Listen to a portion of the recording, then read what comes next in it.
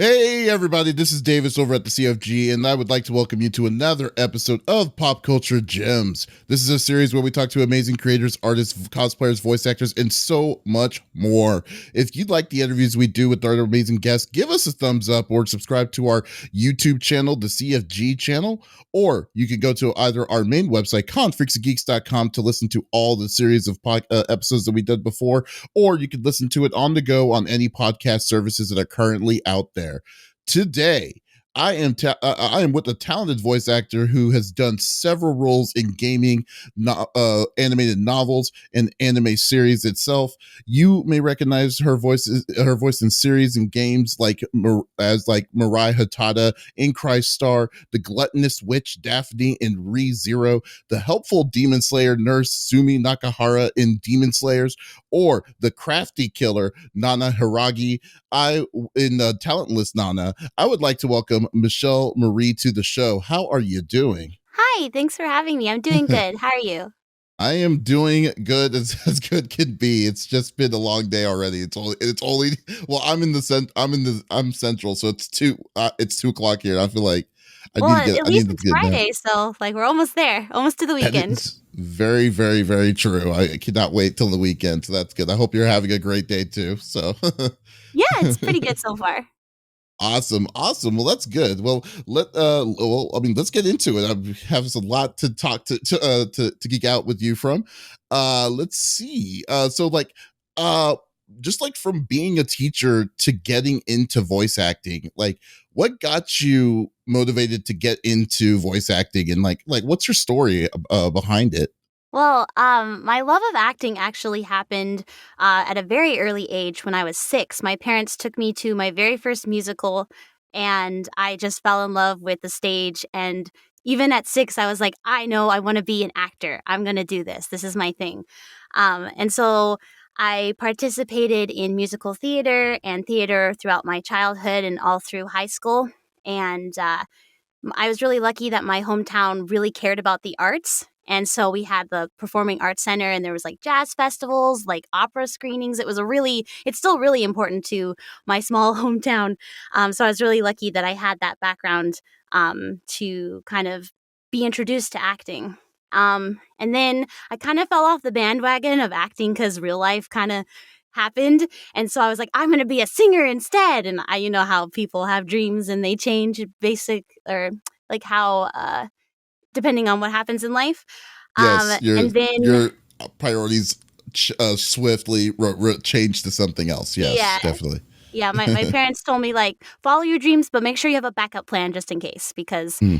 you can always follow your dreams. But if you can't, if you don't have any money, well, it's kind of hard to do anything. So, and Right. that's kind of how I fell into teaching, actually, because I went to college for um, music and Japanese studies, because I was like, okay, I'm going to get that, my undergraduate, and then I'll get my master's in teaching later. And then I actually went to a Japanese immersion preschool where they only spoke Japanese. And so it was like really, really cute because all the little kids would call me Mishiru Sensei, and it was really cute. Um, and I worked there for about a year as a substitute teacher, or I guess an assistant teacher. I was there like full time. um, and then I realized like teachers have an incredible amount of patience and they work tirelessly. So shout out to all the teachers out there. But I was like so tired, and it was just not for me, even though it was like, it was nice, but it just wasn't for me. Um, and so then I moved back home to Oregon and sort of just was like, what do I do now with my life? And then I worked at a title insurance company for 2 years. So I know all about things like easements and all these boring things that nobody really knows about. Um, and then in 2016, I decided that I was going to try to do voiceover professionally because no one ever told me I couldn't do it. I was the one who told myself, like, oh, it'll never work. So I was like, well, why don't I just try? Um, and then I took a class, a 2-day class, and I realized at the end of it that this is what I want to do for the rest of my life. So then I moved So I got married in 2018, and then during the same week that I got married, I moved with my husband to LA. Don't recommend that for anyone wanting to do that. I have to say though, that's a hell of a 2-day class for you to be like, yeah, this is what I want to do this is what I want to do for the rest of my life. That is, wow, that is a pretty crazy. So like, I mean, you were teaching, but teaching wasn't really your calling. You knew your teaching wasn't your real full calling. You were just using that was your backup just in case, right? Just Well, to yeah, I play mean, it safe. I've always loved little kids because they're super cute and, their ability to just ask questions and, look at things differently. Because as adults, when we get older, we kind of are conditioned to be like, okay, this is the one way that you look at things. But they don't look at it that way. They have, they're so imaginative. And so it's just really refreshing to, have that perspective from like little humans that, are so excited to see you when you come to school. Um, so yeah, it was a wonderful experience, and I would totally do it again. But it wasn't what made my heart feel like, oh, this is what I meant to do. That's definitely, I mean, that's cool, but I just find it very fascinating that, like, I mean, like, so did you have any I mean, besides the earlier training that you did before you went into kind of pivoted to teaching itself, did you have any kind of like training when you went into into voice acting besides that 2-day course and then deciding to move your whole your whole career to California? Well, I kind of was doing like indie voice acting, just sort of like projects with my friends back when I was in high school. I actually, Kira Buckland was my original inspiration because I found projects that she was a part of on Newgrounds. And Mhm. I was like, wait, you can do this from home? Like, voice acting's a thing? And so, like, she's the one who inspired me to even start voice acting. And I actually met her at my very first convention that I ever went to at KomoriCon in Oregon. And so it's really like such a privilege to be a part of projects with her now as like, fellow professional voice actors. Man, Kira Buckland just like travels around. It's like I've heard her name so many times. And it's funny. I've interviewed her too, and I'm like, man, she is a very good staple point in this community of like voice Mhm. actors. She's a wonderful person, and she's very, gung ho about helping everybody, and she just really looks out for people. She's wonderful. That's so great. And like and kind of back to your teaching, I heard like you said you when you were teaching, you were living in Japan when you were teaching. Like Oh, that's it was a Japanese immersion school in Washington, so it was here in the States, oh but at the school, they wanted to help the kids learn Japanese, so we only spoke Japanese at the school to help them with that. wow. So that I didn't even know something like that existed. That's I wonder if it's still that's a really cool idea. I like that. Yeah, yeah. Oh wow. And but did you live but you did live in Japan though for a bit, right? Yes, I lived in Japan for 2 years. Oh, okay. Okay. So then that was something different. Okay, gotcha. So Yeah. that makes sense now. Okay. And like I've done so many things, like, because that's what you do, you kinda discover, "What do I wanna do? Is this what it is? No. Okay, this? No." Like, so if anyone says they have a plan with their life, they are either lucky or they're lying and figuring it out as they go. I just love it. I mean, yeah, you definitely been moving around. That's awesome though. I mean, geez, like that's really cool. Then and and are you fluent in Japanese? Yes. Um, I struggle with kanji, like, I'm not so good at reading it. My husband is an expert at kanji. He, like, knows all the little tiny particles and radicals and is like, "This is a person leaning against a tree." So I like to What? say, like, together we make one brain because he's good at reading and writing, and I'm good at speaking and understanding. So, like, we're That one is brain that way. was he also like a Japanese, like, like did he study Japanese in college too, or Yeah, was he yeah, he just studied Japanese at Berkeley. oh, okay. Well, okay. Well, Berkeley alone. So we'll leave it at that. Oh, wow. Okay. So, like, I mean, like, but how was living like compared to like in Japan? Like, how was it living in Japan compared to like in the U.S.? Ah, like, it was so interesting because the very first year I went, I was a Rotary International Youth Exchange student, and so it was, like, my hometown and, a town in Japan, like, have a sister city kind of relationship, and so that was the like, compared to my hometown was probably I mean, it might be a few more people, but my hometown's only 12,000 people, so it's, like, really tiny. But the place I went to had 64,000 people, so it was kind of a big jump. But it was still out in the countryside. I lived in Yamagata-ken for a year, and it was so nice, and it was beautiful, and, it's there's I have so many stories. Um but then, my junior year of college, I went to Tokyo, for a year, and, yeah, that was, kind of for college, but yeah, that's how I lived in Japan for 2 years. Wow, like I went to Japan the year before, the situation that's Mhm. happened. And I was there for the Tokyo Game Show, and Oh. like Tokyo is like a sea of buildings, and it Mhm. really overwhelmed it really overwhelmed me. And then what's weird is like I'm from the city, but for some reason Tokyo is a beast in itself.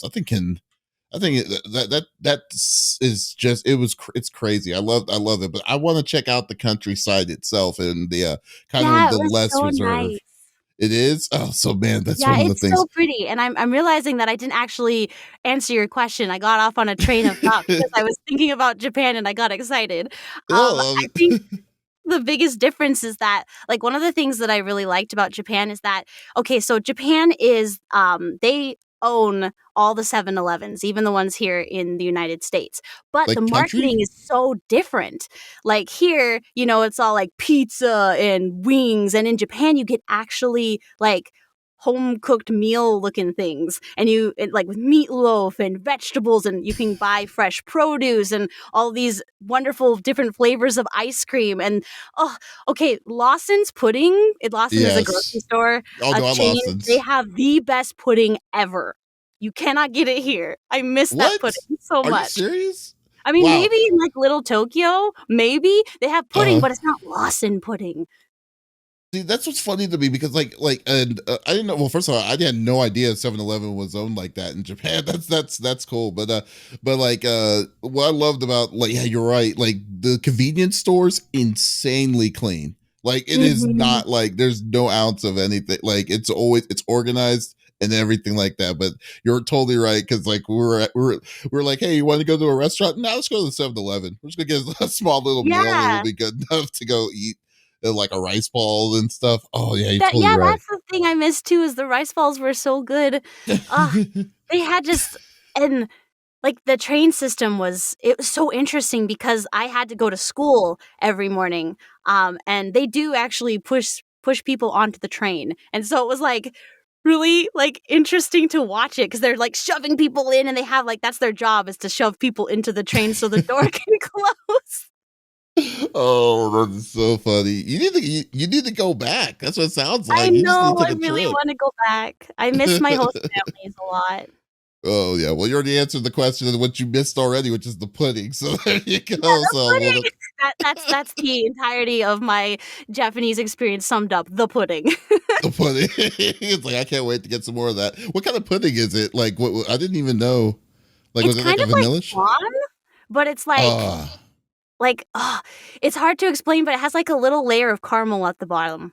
It's, like, so Oh no, I know tasty. exactly what you're talking about. Yeah, Yes, yes. My friend had some of that when we were there too. Yo, yeah. it's good. I don't like the texture of pudding, so I said no thank Oh! Okay, you. yeah, I Yeah, understand that. the texture feels so weird to me. I was just like, no, I'm It's good. all jiggly like Jello. Very much so. All right, and okay, I just started to watch. I watched the most one of the recent the series of Talentless Nana, Oh, like yeah, and no, no. my god, dude, it's weird because like when I first started to watch it, I was like, oh, okay, this is slice of life and with Well, special yeah, it's a whatever slice of life, kind of but thing. it's a slicing other people's lives. Very much so, yes. And it doesn't slow down. It just keeps on getting it just gets more and more. Like but I was just thinking about Nana the character herself. Like, would you consider, because like I was actually kind of wondering about this, like, would you consider herself to be a sociopath because of like how she takes these people out? Or do you think she's just a soldier following orders? Because like the whole situation is kind of mixed of what's going on. And I don't and I just wanted to know from the voice herself, like what do you think her character is? I think Nana herself is actually quite confused about that.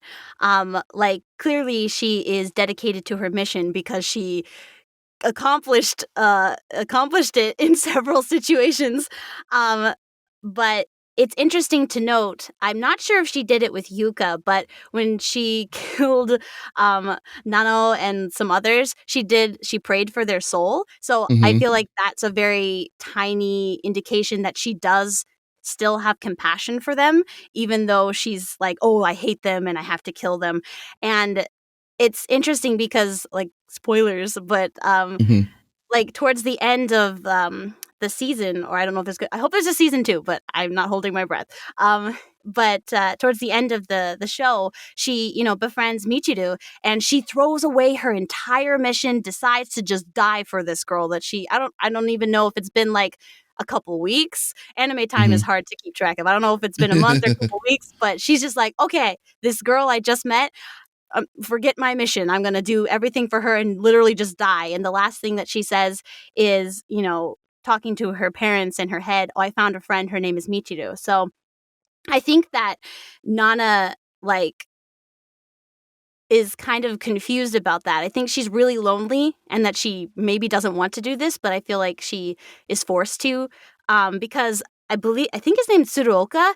I feel like I don't know what kind of conditioning he put her through, but he clearly like made her believe that she had to do this, because there's a part in the series where Michiru says, "Well, I don't think it's actually your fault that your parents are dead," and Nana has like this sort of like mental snap where she's like, wait, is everything that I've ever known actually a lie? And that's when she starts to kind of unravel. So I think that, like, I personally, that's why it was hard for me to connect to Nana um, a little bit in the beginning, was because I actually don't know what it feels like to want revenge so badly that you'd be willing to kill someone. And I hope that I never actually feel that. But that's why she was hard for me to play, like to connect to her. I connected to her in other ways. uh, Um, but you're a method actor, so you kind of have to. no, that would not be good. Um, Uh, but yeah, to summarize, I guess, is that I think that it's mostly, at least from my perspective, is that she was just impressionable at like a young age and believed truly that this was what she had to do, but she kind of knew in the back of her mind that she didn't actually want to do it. so you would say mostly like she was more like a casualty of the system itself that kind of brought her into that situation. It's like, Yeah, that's yeah, that's what I think.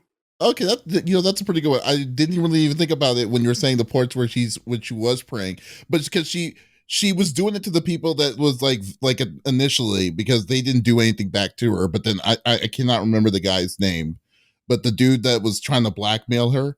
Oh, Uh, Tsunekichi. yeah, yeah, yeah. uh, That was a weird character. Like, yeah, really it's did just, such a great job. yeah, yeah. He's, He like, really. creepy, but, like, in a cool way. Like, it was weird because as a voice actor, I was like, "Oh, Billy's so cool." But as, like, a character, I was like, "Ugh, I don't like him." This dude was crazy. Yeah, you're no the character. Yeah, terrible, terrible person. And then, but no, but like after that, I was like, okay, cool. I understand, but that's a pretty good explanation. And like what you were saying too, and like in your experience, like how did you connect to the playing Nana? Like if you weren't able to, I mean, you obviously weren't able to do the to get into that mode of like wanting to get revenge mode for your enemies, but like how like what was the way that you were able to connect with Nana as a character? So, oh my gosh, am I gonna out myself? I connected to her on the on the level of like, you guys don't know anything. I'm smarter than you guys. Like, you think that I'm this like sweet, adorable little character. Well, too bad. Like, that's how you're gonna let your guard down, and then I'm gonna get you. So like like I related to that, just because I like in my past um I felt like people kind of didn't take me seriously because I had a higher pitched voice and liked cuter things, and like it's a whole thing, but like so I kind of connected to her on that, where she's like, okay, people are going to underestimate me. Well, I'm going to use it against them. So go ahead and underestimate me, and then blah. So that's kind of how I connected to her on that. Oh, okay. So that's fair. That's very fair. I'll definitely give it that. And uh other than that, like, Talos Down that, like, I personally love RPGs, and Trails of Cold Steel is one of my favorites. And Yeah, Trails. yeah, so then you took over the role of Milliam, Mhm. Milliam later in the series. I believe Ashley Birch did the first Yes, two. she was Yeah. the first one. Yeah. Yeah. So like was it tough to, like, I'm just kind of was wondering, like, was it tough to make a character that was established from one person to make it your own? Like, because you did 3 and 4, the last two, Yeah, I right? did 3 and 4. Yeah. Okay. Yeah. Like what, like how was that? Like, I mean, because it wasn't necessarily, you weren't necessarily in there initially when it first came in, but now you're like there to replace the last two. Like, like, how is that transition Well, I was for you? definitely nervous because I know like when you have an established character and the voice changes, it's kind of weird. It's jarring. Even if you like the game or the person or you don't have anything against the voice actor, it is weird to hear a character that you've played 2 games with be different. Like, I totally get that. So I was like really nervous. I was like, "Oh no, they're gonna not like it." Because Ashley Rich is an amazing actor, and so I was like, "Oh gosh, like if I mess this up, oh no." But like Val was really, really sweet during the recording, and all of the fans were so supportive, and it made me feel like a lot better and really touched that the fans were like, "Yeah, welcome to the family. Like you're one of us," kind of thing. So like I'm very grateful that they were so kind and accepting.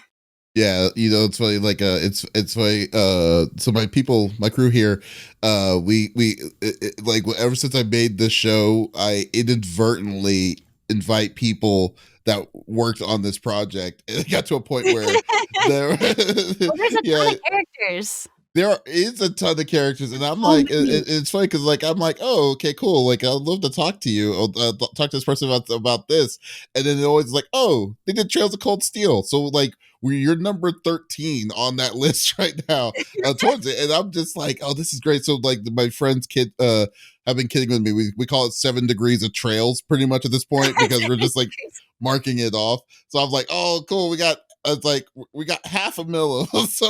It's like, so that's crazy.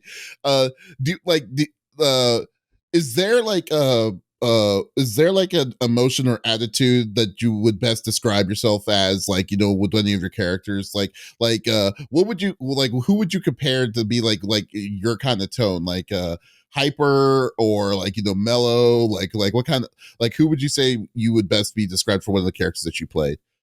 Oh, let's see. It's interesting because I love playing characters that are super energetic or are kind of weird. Like Mm. maybe they're a little quirky. Like maybe they don't take serious situations seriously and they have like a weird quip or they're witty. I love playing those types of characters just because they're so fun. Me personally, I feel like I'm rather shy in person and it takes me a while to warm up because I'm an indoor cat.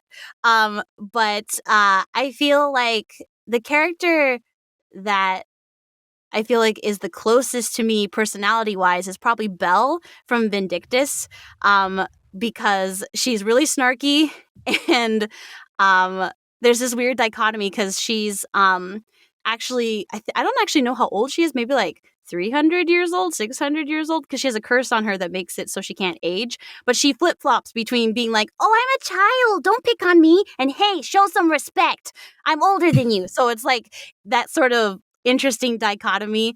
It's fun to play. But I think like the character that I feel like is maybe mostly my soul, or the character that represents my soul the most, is probably my Melody. She's like all of the good things plus anxiety, because she kind of has, she gets concerned a lot. Like if like all the good parts of myself plus anxiety is my Melody. So yeah, she's my favorite character I've ever played. So I really connect to her the most. That is hilarious. Like that, and a sprinkle of anxiety towards that. That's pretty Yep, good. yep. And you've done like several, like I would call independent roles too. Like like my biggest one is like Has Been Hotel, the mythological drama complex and stuff like that. Like I was actually wondering because like Has Been Hotel actually has a very strong voice acting cast, especially for Mhm. like it's a YouTube, it's only on YouTube just as much as some of the mythological drama god complex was as well. Like how did you get yourself into kind of those kind of projects itself? Was that something like, was that like a passion project that was like you knew a person that knew a person, or like what got you decided into doing these things? Well, Has Been was actually really interesting because I just randomly found the audition at 3 a.m. on Twitter. Or like Wow. 2 a.m., I think. And I was like, this project's gonna be big. I need to send in my demo reel. And so I sent it in. And then I think a couple days later, Viv sent me an audition for Nifty. And I was like, I gotta get this in right now because everybody and their mother's gonna audition and then my audition's gonna get lost. And so I recorded it within the hour that I received it and sent it right Mhm. back. Because I was like, Really? yeah. Oh my uh, god! So like with because Viv's, oh yeah, so Vivzy Pop, which by the way, folks, if you don't know Vivzy Pop, you need to watch Aspen Hotel. This is a ridiculously great animated series or movie. Technically it's a pilot, but it's a very good one that folks need to watch. 18 plus though. 18 plus, very much so. So, but yeah. Not for kids. Not for kids, definitely, or strong religious religious vibes into it too. But wow, so like you got, so what made you, so were you following Vivzy prior to all of this, and then you just, when you saw the opportunity, and then you're like, wow, there you go. No, it just popped up randomly on my Twitter. The algorithm was just like, "Here, Michelle, you want this?" And I was like, "Yes, I do. Thank you." So, Oh wow, that's cool. So what about like mythological drama god complex? Like that one seemed, I don't even know where they, like how did was that something that was like your agent or something like that, or because like I just find it very fascinating. It's like a person, like a voice actor like to your level, to be like to go, and then all of a sudden you just go into these smaller projects, relatively smaller projects, I would say, and we're able to get into this kind of thing. It's like, man, how do they get people to do these things? It's very interesting to me. well, it's kind of like, because when I first started deciding that I wanted to do voiceover professionally, I started back in 2016. I just auditioned for projects online from here and there, like different websites and Mhm. casting calls that I found. But that was when I was still living in Oregon. So I actually, like with Nifty, the lines in the pilot, that was my audition that I sent in, and I recorded Uh-oh. it in my closet um, in Oregon. Obviously, I've upgraded a bit since then. Um, but yeah, so that's when I was first starting. And then that's what God Complex was. So I just auditioned for it because I found it. And they cast me as Oh Nemaine wow. and Susanoo. Um, but yeah, it's kind of like it was ongoing. And so it's really interesting because there's like several indie projects that I was actually a part of back in 2016 that still haven't come out, or they're still sort of like, working through whatever it is that they need to do. And so sometimes they'll pop up and I'll be like, oh yeah, this thing. And so it's interesting that people are like, oh, like why are you doing like indie projects too? And it's like, well, those are from actually a long time ago, because that's the thing Mhm. about voiceover, is that because we're not on camera all the time, or there's so many of us, so it's like hard to keep track of everybody.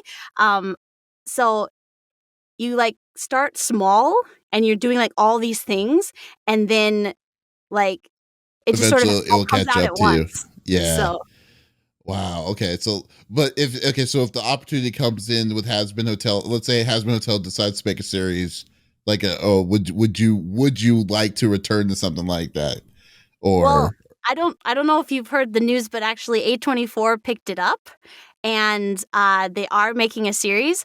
But unfortunately, I was not asked back to be Nifty. So no? my Oh, I'm best sorry. to I don't know like who they picked or anything. And I actually like have very limited knowledge of that anymore because I guess I'm technically not a part of it anymore. So I don't actually know anything else about it. But I do wish everybody on the project the very best because it was a wonderful experience. Because that was like the first role that I booked that I felt like, oh, I'm a voice actor. Like before I moved to LA, that was the role where I was like, oh, I can do this.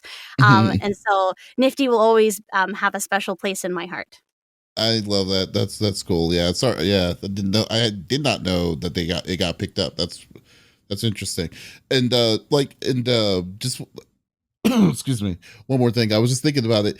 Like what when you said when you picked up your like everything from Oregon to LA, like what like you were saying that you're doing smaller roles to kind of get yourself, your feet wet in the industry itself. Like what kind of roles did you start did you start off at? Like I'm just kind of wondering like how did that So process go? yeah, so the very first role that I ever booked was this cute little toy car, a Shopkins car named Puff Rusher, and she's like a cat and a car, but like a loofah is driving her. I don't know. Kids' toys are very, very strange, but she's super cute. Um, Uh, and I remember going into the recording booth and being like so nervous because I was like, "Oh, this is like the first time I'm doing an actual project." And the engineer said, "Oh, here's the headphones. Thank you. You can adjust the volume." Okay. And in my head, I was like, I'm never touching that. Don't touch it because you're going to break it and they're never going to hire you again. So, whatever level it's at, too bad for your ears. Here we go. Like, I was so nervous. oh no. But yeah, that was the very first role that I booked. And it was like a music video kind of commercial animation thing. Like, it was a music video to promote the toys, but there were like speaking parts in it. Um, and so uh, she was like this hyper. It's on YouTube still, but she's like this hyper little cat car thing. And then after that, my very first anime role that I booked was Girl O2 in Hero Mask. But it was so like it was so exciting to see like my voice coming out of the character. I'll never forget that moment where they do the playback in because they check sync. And I was like, that's like it was so exciting to like see that. And I don't even care that she was girl too. Like that was the coolest thing ever. And after that then I got Grand Crest. I was what's her name? Luna and Kami, yeah. Uh in Grand Crest War. And then I think after that was Fizel in Sword Art Online. And it just went from there. Balloons are there. I just love like you're starting the startup for your career is very fascinating. It's because like I'd have to say because you basically went all in and like Yeah, yeah. essentially you got married. Then 2 weeks later you decided to move all the way down to California and you're like, okay, I'm gonna do that. Like that is an incredible level of determination, and I definitely respect that. That's awesome. Well, my All right. husband was all for it because he's originally from LA, and so he was like, "Oh, I'll just be closer to my family, hooray!" So it's like, oh, I don't have to, you're telling me I don't have to convince you to come closer to my family. You're Yeah. openly wanting to come down here. Okay. It's like, Yep. okay, do what you need to do. That's great. That's awesome. Hey, that's great. And last question I got here for you, and I ask this for every voice actor because we like to do like a special thing at the end of the year for it. Like, what is one of the craziest or weirdest lines that you've said that you've said in the booth, if you can remember, and it could be anything out of context, whatever. Just like, what would you say? Would be like, wow, I said this. um, Well, there's two that come to mind. One is more sort of like a thing that was said, but it wasn't actually like my line, and then I have the actual line. But I was working on a series called Glepnir, and I voiced Chihiro in that, and she's like this shy sort of like character who wants to do more than she maybe can. Like she wants to help more, but she's like not physically like strong as the other characters. Um and so there was a line where she's just talking on the roof to Shuichi and the line wasn't fitting, and it was something like, but I don't know what's happening or something like that. And the and the director said, cheat the butt, because like the butt is like, but I don't know what we're doing, like that kind. But my mind instantly went like to, and so I was like, cheat the butt, and that was just so funny to me. The like that phrase was so funny. So now I remember it sometimes. I go cheat the butt. um, but then the actual line that Chihiro said is like, Glepnir is such an interesting, weird show. But like, so the premise is Shuichi like made a wish or something, and so now he has this magical power, but he becomes like a A guy in a stuffed furry animal, suit. dog, or something Yeah, like he's right? like in a Okay. furry suit, but it's like him. And so like other people can like ride inside him like a Uh, suit, like you're a character actor at like yeah. Disneyland. So Chihiro like unzips the back of him and she goes, I'm going in. And it was just